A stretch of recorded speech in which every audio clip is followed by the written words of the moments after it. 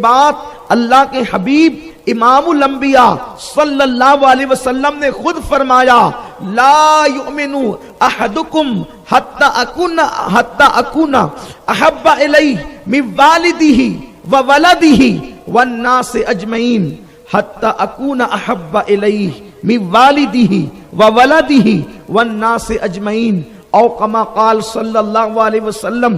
بخاری شریف کتاب الایمان کی یہ حدیث ہے۔ آقا کریم صلی اللہ علیہ وسلم فرماتے ہیں کہ تم میں کا کوئی ہرگز مومن نہیں ہو سکتا۔ یہاں پر میں یہ ترجمہ ہرگز کا جان بوجھ کر رہا ہوں، اس لیے کہ بہت سارے لوگ حدیث کا ترجمہ کرتے وقت یہ کہتے ہیں کہ تم میں وہ کامل مومن نہیں ہو سکتا، لیکن یہاں پر ایسی کوئی بات نہیں کہی گئی۔ حدیث کی ترجمانی کرتے وقت یہ بات کہی جا سکتی ہے کہ تم میں کوئی کامل مومن نہیں ہو سکتا، لیکن بات الا ایمان لمن لا محبت لہ یہ اعلان کر رہی ہے کہ ایمان تو محبت کے بغیر ہے ہی نہیں۔ آقا کریم صلی اللہ علیہ وسلم فرماتے ہیں تم میں کا کوئی بھی شخص ایمان والا مومن ہرگز نہیں ہو سکتا۔ یہ حدیث بخاری شریف میں ہے۔ کب تک مومن نہیں ہو سکتا؟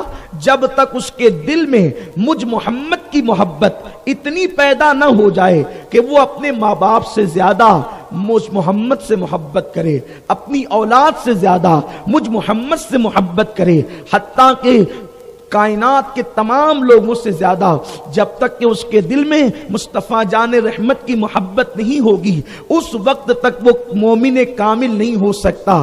یہ اس کی ترجمانی ہے، لیکن حقیقت یہ ہے کہ حضور سید عالم کی جو محبت ہے، میرے آقا صلی اللہ علیہ وسلم کے دیوانوں، یہ جان ایمان ہے، یہ اصل ایمان ہے، ساری عبادتوں کی جان ہے، کیونکہ میرے اللہ نے سب سے پہلے ایمان لانے کے بعد جو قید لگائی ہے، کیا قید لگائی ہے؟ اللہ ارشاد فرماتا ہے لِتُؤْمِنُوا بِاللَّهِ وَرَسُولِهِ وَتُعَزِّرُوهُ وَتُوَقِّرُوهُ۔ اللہ رب العزت ارشاد فرماتا ہے ایمان لاؤ اللہ اس کے رسول پر، اور اس رسول کی ایسی تعظیم کرو جیسا کہ تعظیم رسالت کا حق ہے، ان کا ایسا احترام کرو کہ جیسا کہ احترام کا حق ہے۔ اب میں آپ سے پوچھنا چاہتا ہوں، آپ کہیں گے بات آپ عشق و محبت کی کرتے کرتے احترام اور تعظیم پر چلے گئے۔ یاد رکھیں جس کے دل میں جتنا عشق رسول ہوگا اس کے دل میں اتنی ہی تعظیم رسول بھی ہوگی، اتنا ہی اس کے دل میں ادب رسول بھی ہوگا۔ میرے آقا صلی اللہ علیہ وسلم کے پیارے دیوانوں، محبت رسول کے بغیر آپ کا ایمان مکمل نہیں ہو سکتا۔ کسی کہنے والے نے کہا ہے محمد کی محبت دین حق کی شرط اول ہے، اسی میں ہو اگر خامی تو سب کچھ نامکمل ہے۔ میرے آقا صلی اللہ علیہ وسلم کے دیوانوں، حضور کی ذات ہی دین ہے، حضور کی ذات ہی ایمان ہے، حضور کی ذات ہی قرآن ہے، حضور کی ذات ہی لوح ہے، حضور کی ذات ہی قلم ہے، حضور کی ذات ہی کتاب ہے، حضور کی ذات ہی اللہ کے بعد سب کچھ ہے۔ آپ کہیں گے حضور کی ذات قرآن کیسے؟ میں کہتا ہوں جس کی صبح قرآن بیان کرے، جس کی شام قرآن بیان کرے، جس کی رات قرآن بیان کرے، جس کا زلف قرآن بیان کرے، جس کے رخسار قرآن بیان کرے، جس کی ادائیں قرآن بیان کرے، آپ اندازہ کریں اما عائشہ نے تو یہی کہا کانا خلقہ القرآن، پورا ان کا اخلاق قرآن ہی تو ہے۔ میرے آقا صلی اللہ علیہ وسلم کے دیوانوں، دراصل بات یہ ہے ہم نے سب سے محبت کی۔ آج دین کے حوالے سے سب سے بڑا مسئلہ ہمارے درمیان یہ ہے کہ دین کے مبلغین کو دین کی معرفت نہیں، دین کے مبلغین کو دین کا علم نہیں، اس لیے کہ کوئی تقریر کرتے وقت ایجوکیشن کو عنوان بناتا ہے اور کہتا ہے ایجوکیشن حاصل کرو تم ترقی پالو گے، کوئی کہتا ہے کہ دولت جمع کر لو تم ترقی حاصل کر لو گے، تم عروج حاصل کر لو گے، کوئی کہتا ہے یہ کرو، کوئی کہتا ہے وہ کرے، کوئی کہتا ہے مسجدیں بناؤ، کوئی کہتا ہے مدرسے بناؤ، کوئی کہتا ہے اسکول بناؤ، کوئی کہتا ہے یونیورسٹی بناؤ، کوئی کہتا ہے کالج بناؤ، کوئی کہتا ہے یہ بناؤ، کوئی کہتا ہے وہ بناؤ۔ میں کہتا ہوں یاد رکھیں میں کسی چیز کا انکار نہیں کرتا، لیکن آپ کو ایک بات کہتا ہوں، آپ اسکول نہیں اسکولوں کے انبار لگا دیں، آپ بستیاں نہیں بستیوں کا گلستہ سجا دیں، آپ اللہ اکبر کچھ بھی کر لیں، لیکن آپ کو ترقی نہیں مل سکتی، اس لیے کہ اگر ایجوکیشن صرف ترقی پر لے جاتا تو آپ بتائیں کیا مکے کے لوگ پڑھے لکھے نہ تھے؟ مکے کے لوگ اللہ اکبر اتنی تعداد میں پڑھے لکھے تھے کفار میں کہ حضور علیہ السلام نے مسلمان صحابہ کو بدر کے فدیے کے حوالے سے یہ بات طے فرمائی کہ جو کفار اسیر بن کر کے بدر میں آئے ہیں، بدر کے قیدی بن کر آئے ہیں، مسلمان حضور کے جو صحابہ ہیں وہ ان سے علم حاصل کریں۔ آپ سے میں پوچھنا چاہتا ہوں، مکے میں کچھ لوگ پڑھے لکھے تھے کہ نہیں تھے؟ پھر آخرکار صرف ایجوکیشن کیسے ترقی کا ذریعہ ہو سکتا ہے؟ لیکن قرآن ان کو سراہتا نہیں۔ ولید ابن مغیرہ، عتبہ، ابو جہل جیسے لوگ مالدار بھی تھے، ان کے پاس مالدار بھی ہے، کچھ حد تک کہ ایجوکیشن بھی ان کے پاس موجود ہے۔ بغیر ایجوکیشن کے کوئی بندہ ایک ایک محفل میں 50 اشعار فی البدی پڑھنے لگے گا۔ آپ ان کی جہالت کی شاعری اٹھا کر کے دیکھیں۔ لیکن جہالت کس چیز کا نام ہے؟ جو ایک محفل میں 50 اشعار فی البدی پڑھ رہا ہو، قرآن اس کو جاہل کہتا ہے، حدیث اس کو جاہل کہتی ہے، اسلام اس کو جاہل کہتا ہے۔ آپ سے میں پوچھنا چاہتا ہوں، کیا فی البدی اشعار جاہل کہہ سکتا ہے؟ اللہ اکبر۔ اور شاعری ان کی آپ اٹھا کر کے دیکھیں، اللہ اکبر، درختوں پر ان کی شاعری، نہروں پر ان کی شاعری، اسی طریقے سے جو ہے وہ بہاروں پر ان کی شاعری۔ تو وہ جاہل لوگ تھے۔ قرآن جو جہالت کہتا ہے ان کو، جہالت کس چیز کا نام ہے؟ جہالت کہتے ہیں کسے ہیں؟ تو یاد رکھیں، ان کے پاس ایجوکیشن ہے، لیکن پھر بھی قرآن ان کو جاہل اس لیے کہتا ہے کہ وہ علم کی جان محمد رسول اللہ کو نہیں مانتے، اس لیے قرآن نے ان کو جاہل کہا ہے۔ اللہ اکبر۔ اور کیا ہر صحابی حضور کا پڑھا لکھا تھا؟ حضور کا ہر صحابی پڑھا لکھا تھا؟ سرکار صلی اللہ علیہ وسلم کے کچھ صحابہ تو ایسے بھی تو تھے نا، سرکار کے صحابہ میں کچھ صحابہ ایسے بھی تو تھے نا کہ جن کو مسئلہ پوچھنے کے لیے مجتہد صحابہ کی بارگاہ میں آنا پڑتا تھا۔ اس کا مطلب یہ ہے کہ ہر صحابی کا علمی معیار یکساں نہیں تھا۔ لیکن قرآن ان کو جاہل نہیں کہتا۔ کیوں نہیں کہتا؟ اس لیے کہ وہ مصطفیٰ جان رحمت کو مانتے ہیں، ان کو جانتے ہیں، ان کو مانتے ہیں۔ پتا چلا کہ 8 سال پڑھ کر سر پہ پگڑی باندھ کر بھی اگر حضور کو نہیں جان سکا تو ہے نیرا جاہل، اور کچھ پڑھے بغیر جانے ایمان کی معرفت حاصل کر لی تو پھر وہ اس جاہل سے بہت بہتر ہے۔ اور ان سے محبت کب کرو گے؟ تو امام فرماتے انہیں جانا۔ سبحان اللہ۔ ماننے سے پہلے جاننا ضروری ہے۔ انہیں جانا، جب جانو گے تو پھر انہیں مانا، اور جب مان لو گے تو پھر نہ رکھا غیر سے کام، اور اس کے نتیجے میں للہ الحمد میں دنیا سے مسلمان گیا۔ میری بات آپ سمجھنے کی، پہلے نبی کو جانو، یہ نبی ہے کون، اس نبی کی معرفت حاصل کرو، تبھی محبت رسول پیدا ہوگی، تبھی عشق رسول پیدا ہوگا۔ حضور کیا ہیں؟ حضور کی شان کیا ہے؟ حضور کو کبھی آپ نے جانا؟ آپ تو یہی سمجھ رہے ہیں کہ وہ بازار میں گھومتے ہیں، ہماری طرح انسان ہے، وہ کھانے سے پہلے نمک چکھتے ہیں، ہماری طرح انسان ہے۔ لیکن آئیے میں آپ کے سامنے ایک حدیث پاک کی تشریح پیش کروں تاکہ پتہ چلے حضور ہے کون۔ پہلے ان کو جانو، وہ کون ہے۔ ان کو جانو گے تو مانو گے نا۔ عشق رسول یوں ہی تھوڑی دل میں پیدا ہوگا، ہر ایک کا عشق دل میں پیدا تھوڑی ہوتا ہے۔ عشق پیدا ہونے کے لیے کچھ چیزیں ہوتی ہے، حسن، علم، طاقت، اخلاق، یہ چیزیں ہوتی ہے، تب کہیں جا کر کسی کے لیے عشق پیدا ہوتا ہے۔ ان سب چیزوں کی تشریح نہیں ہو سکتی، لیکن آؤ اپنے نبی کو جانو، اپنے نبی کیسے ہیں۔ وہ حدیث پاک، حضور علیہ السلام اعلان نبوت سے پہلے غار حرا میں بیٹھا کرتے تھے، اللہ کی عبادت کرتے تھے۔ لوگ لات و حبل کو پوچھتے تھے، حضور اللہ کی عبادت کے لیے حرا میں بیٹھتے تھے۔ ایک دن جبریل آئے۔ یہ جبریل کون ہے؟ جبریل علیہ السلام کو جانتے ہو کون ہے؟ یہ سارے فرشتوں کا سردار ہے۔ جبریل جس کو کہتے ہیں یہ سارے فرشتوں کا سردار ہے۔ اور اس جبریل کی طاقت کتنی ہے، قوت کتنی ہے؟ جبریل جب اپنا ایک پر پھیلاتا ہے تو جبریل کا ایک پر مشرق سے لے کے مغرب تک پوری دنیا کو ڈھانپ لیتا ہے۔ इतना बड़ा जिब्रील का एक पर है और जिब्रील के इस तरह 70,000 पर हैं। जिब्रील की परवाज का आलम यह है कि जिब्रील पलक के झपकते सिदरा से जमीन पे आते हैं और जमीन से सिदरा पे जाते हैं। ये जिब्रील की ताकत है। जिब्रील जमीन को अपने पर पे उठा के यूं पलट देते हैं। कौम लूत को पलटा, ये जिब्रील की शान है। कौन जिब्रील? फरिश्ता। जिब्रील फरिश्ता। और जिब्रील का एक मुक्तदी है जिसका नाम है इज़राइल, उसी को कहते हैं मलकुल मौत। वो हर इंसान के घर में आता है और जिसको दिख जाता है फिर दोबारा इंसान किसी को नहीं देखता। इंसान देखने से हमेशा के लिए महरूम हो जाता है। और उस इज़राइल की ताकत इतनी है कि वो एक उंगली रखता है तो इंसान मर जाता है। कौन? इज़राइल। इज़राइल कौन? जिब्रील का मुक्तदी। मुक्तदी की ये ताकत, तो जो मुक्तदा सैयदुल मलाइका हो, उस जिब्रील की ताकत का आलम क्या होगा। अब जिब्रील पहली मर्तबा अपनी असल शक्ल में हिरा की वादी में, हिरा के गार में कदम रखता है और हुजूर अलैहिस्सलाम पर पहली आयत लेकर आता है और कहता है इक़रा, पढ़िए। किससे कह रहा है? जिब्रील मेरे और आपके नबी से, मौल्लिम कायनात से, मौल्लिम इंसानियत से, हुजूर सैयद आलम से, इक़रा पढ़िए। सरकार ने जवाब दिया, ये बुखारी शरीफ की हदीस है, मा अना बिकारी, मैं नहीं पढ़ता। क्या कहा? मा अना बिकारी, मैं नहीं पढ़ता। लोग कहते हैं, हुजूर ने कहा मुझे पढ़ना नहीं आता। खुदा की इज्जत की कसम, इसका ये तर्जमा कभी नहीं हो सकता।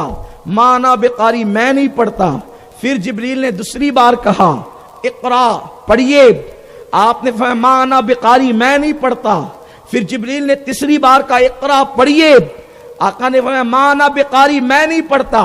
अब हदीस के अल्फाज इतने हैं कि जिब्रील ने हुजूर अलैहिस्सलाम की बगल में अपने हाथ डाले। अब आका अलैहिस्सलाम ने जब हाथ डाले तो हुजूर के हाथ हो गए बाहर, हुजूर के हाथ हो गए पीछे, और जिब्रील ने हुजूर को भींचा, यानी दबाया। जिब्रील ने हुजूर को दबाया और जब जिब्रील ने दबाया तो फिर जिब्रील पीछे हट गए। कौन? इज़राइल का इमाम सैयदुल मलाइका पीछे हट गए। फिर दूसरी बार दबाया, फिर पीछे हट गए। फिर तीसरी बार दबाया, फिर पीछे हट गए। और फिर का इक़रा बिस्मि रब्बिकल्लज़ी खलक़, पढ़िए अपने रब के नाम से हुजूर ने पढ़ा। अब हुजूर को जानिए हुजूर क्या है। जिस नबी का मिलाद मनाया, जिसके इश्क मोहब्बत की बात करने बैठे, पहले उनको जानिए वो है कौन, उनकी शान क्या है। सबसे बड़ा फरिश्ता, फरिश्तों का सरदार हुजूर की बारगाह में आकर हुजूर को दबाता है। तो लोग क्या कहते हैं? देखो जिब्रील ने हुजूर को दबाया, भेजा, तो दबाने के बाद हुजूर को पढ़ना आ गया और हुजूर अलैहिस्सलाम थक गए, थर थर कांपने लगे। हम कहते हैं ये किस्सा ना बनाओ, ये झूठ है। हजरते अल्लामा मुफ्ती मुहद्दिस अली सहारनपुरी रहमतुल्लाहि ताला अलैह अपनी शरह में बुखारी शरीफ की हदीस की तशरीह करते हुए फरमाते हैं कि जिब्रील ने जब हुजूर को दबाया तो दबाने के बाद हुजूर अलैहिस्सलाम को दबाते हुए जिब्रील पसीने पसीने हो गए और जिब्रील थक गए। हुजूर को दबाने के बाद वो दबा नहीं सके। अच्छा, हुजूर अलैहिस्सलाम को के बगल में उन्होंने हाथ डाली थी। अगर हुजूर के हाथों समेत दबाते तो हाथों की ताकत से दबाने वाला पहले ही जो है वो माजूर हो जाता है। लेकिन जिब्रील जानते हैं ये और मैं और हूं, इसलिए हाथ बाहर करके किसी को दबाना आसान होता है।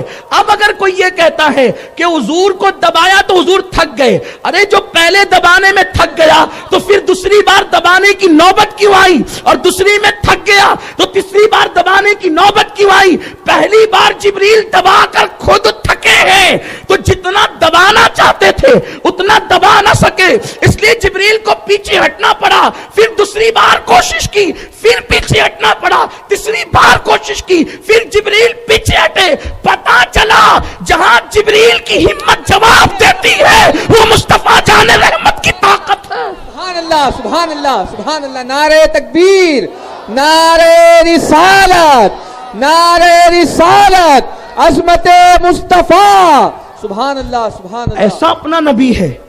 تو بات کیا ہوتی ہے جب آدمی عاجز آ جاتا ہے نا، جب آدمی عاجز ہے، میں کہتا ہوں حافظ صاحب اٹھو یہاں سے، یہاں بیٹھو. بولے نہیں میں نہیں بیٹھتا. حافظ صاحب یہاں سے اٹھو یہاں بیٹھو. نہیں میں نہیں آتا. اللہ کا واسطہ حافظ صاحب ادھر آ جاؤ. یہ کیا ہے نا، اللہ کا واسطہ، یہ عاجزی ہے.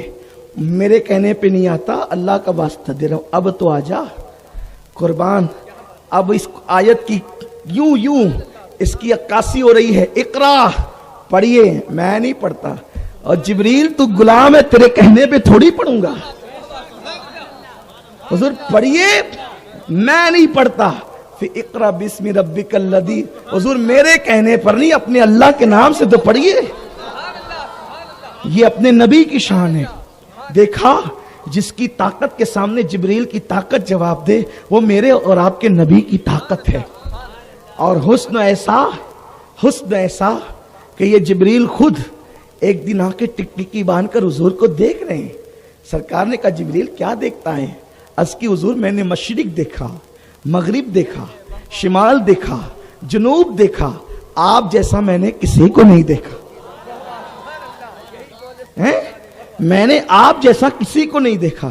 میں کہتا ہوں جبریل کو یہ کہنا چاہیے تھا کہ میں نے مشرق و مغرب، شمال و جنوب دیکھا.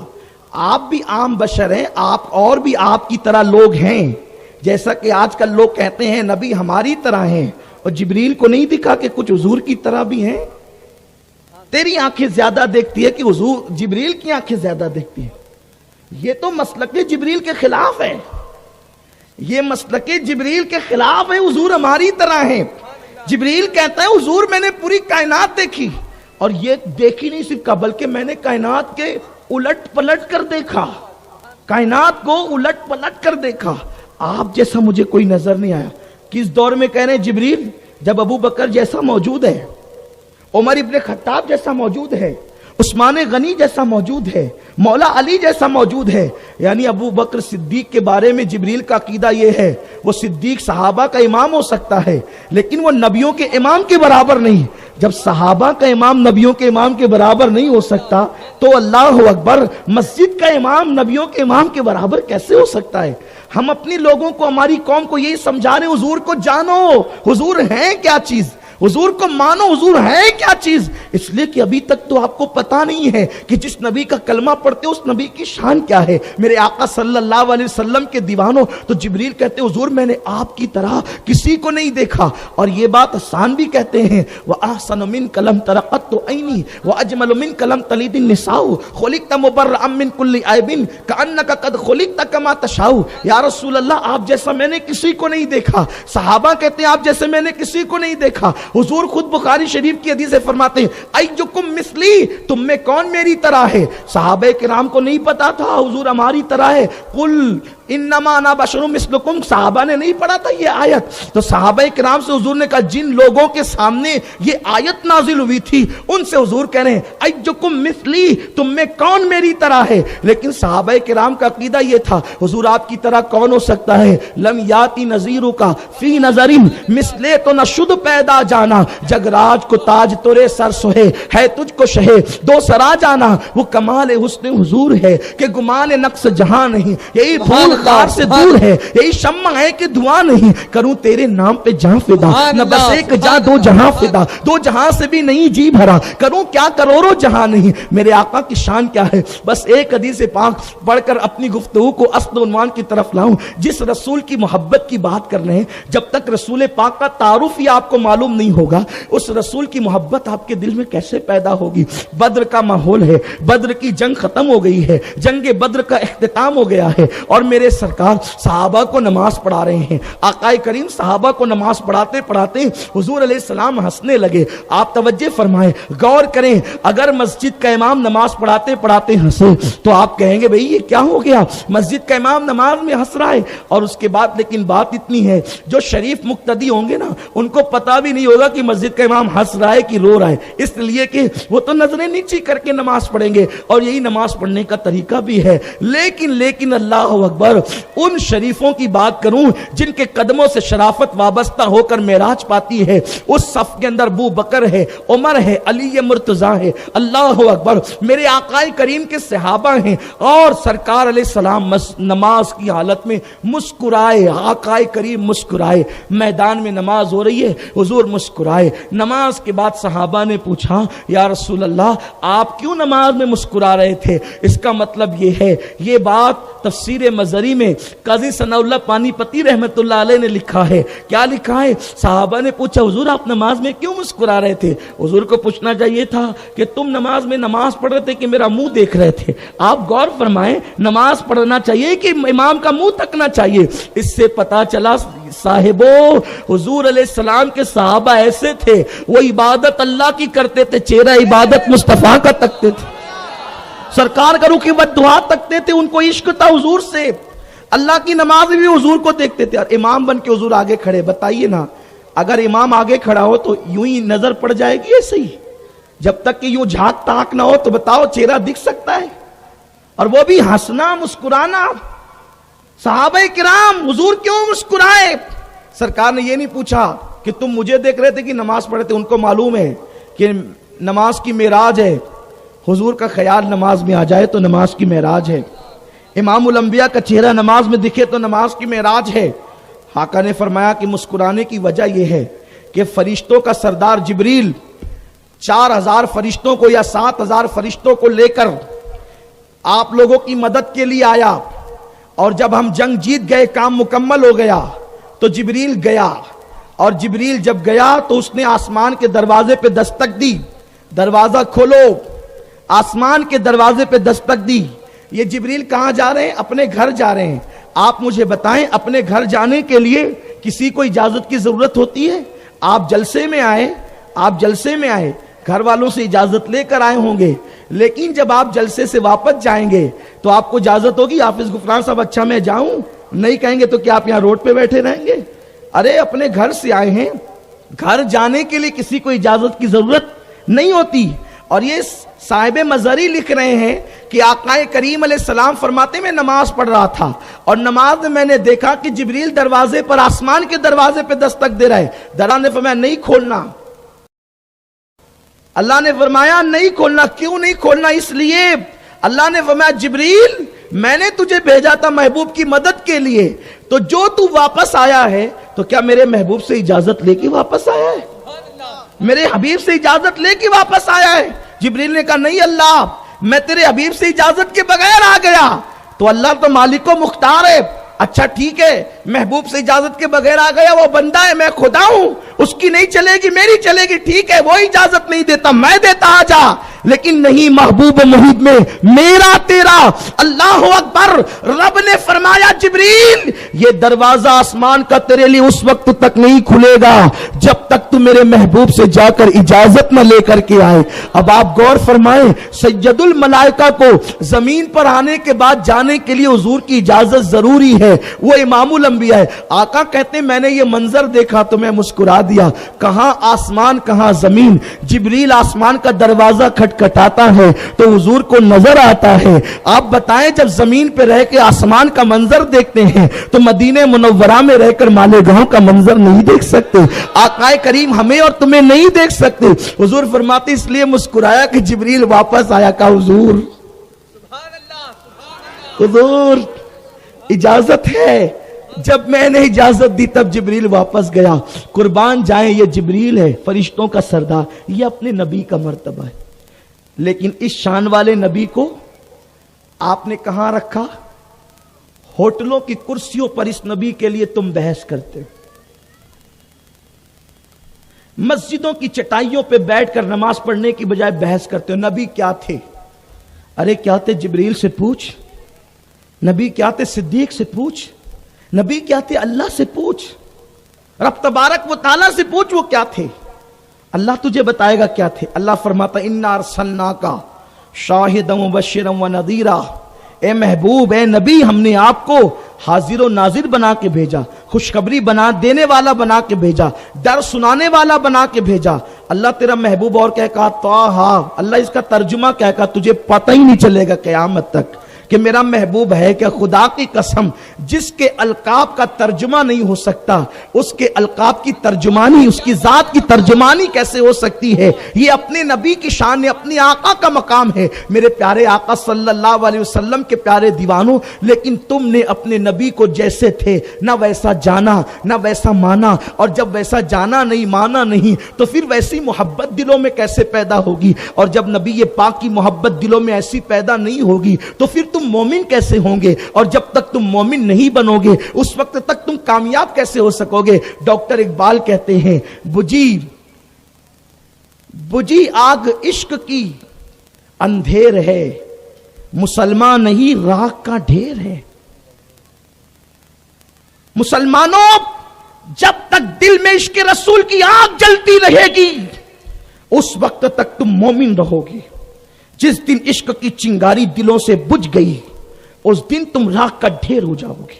اور آج 250 کروڑ مسلمان پوری دنیا کے اندر موجود ہے لیکن راکھ کا ڈھیر ہو چکے ہیں۔ شام اجڑ گیا، حلب کے لیے ٹی وی چینل چیخ رہے ہیں، حلب کے لیے اخبارات ماتم کر رہے ہیں۔ 5 لاکھ آبادی کا صنعتی مرکز ملک شام کا آج سے 5 سال پہلے 2011 سے پہلے جس ملک شام حلب کا حال یہ تھا کہ بمبئی کی رونق سے بڑھ کر اس شہر میں رونق تھی۔ میں نے خود اس شہر میں 3 دن گزارے ہیں۔ 2005 میں 3 دن اس شہر میں رہا ہوں۔ ملک شام کا وہ شہر حلب جہاں جس کے قریب حضرت سیدنا خالد ابن ولید کا مزار ہے، وہ ملک شام کا شہر کھنڈرات میں تبدیل ہو گیا۔ ملک شام خود کھنڈرات میں تبدیل ہو گیا، یمن کھنڈرات میں تبدیل ہو رہا ہے، بیت المقدس کھنڈرات میں تبدیل ہو رہا ہے، سعودی پر اٹیک ہو رہے ہیں، اللہ اکبر، عراق لٹ گیا، لٹ رہا ہے۔ یہ کیا ہے؟ مسلمانوں، دلوں سے عشق مصطفیٰ نکل گیا، عشق مصطفیٰ دلوں سے دور ہوتا چلا گیا۔ اس لیے اسلام دشمن طاقتوں نے اچھی طرح سمجھا جب تک مسلمانوں کے دلوں میں محبت رسول رہے گی یہ قوم کو کبھی ہم شکست نہیں دے سکتے۔ مسلمان فاقہ کش ہوتا ہے، مسلمان ننگا ہوتا ہے، بھوکا ہوتا ہے، لیکن پھر بھی مسلمان کہیں پر شکست نہیں کھاتا، اس لیے کہ مسلمان عشق رسول کی بنیاد پر جنگ جیتتا ہے، عشق رسول کی بنیاد پر میدان مارتا ہے۔ مسلمان جہاں ڈٹ جاتا ہے محبت رسول میں ڈٹتا ہے، دنیا کی کوئی طاقت اس کا کچھ بگاڑ نہیں سکتی۔ اسی لیے ڈاکٹر اقبال نے 1 صدی پہلے رونا رویا تھا، یہ فاقہ کش کہ موت سے ڈرتا نہیں ذرا، روح محمد اس کے بدن سے نکال دو، فکر عرب کو دے کے فرنگی تخیلات، اسلام کو حجاز و یمن سے نکال دو۔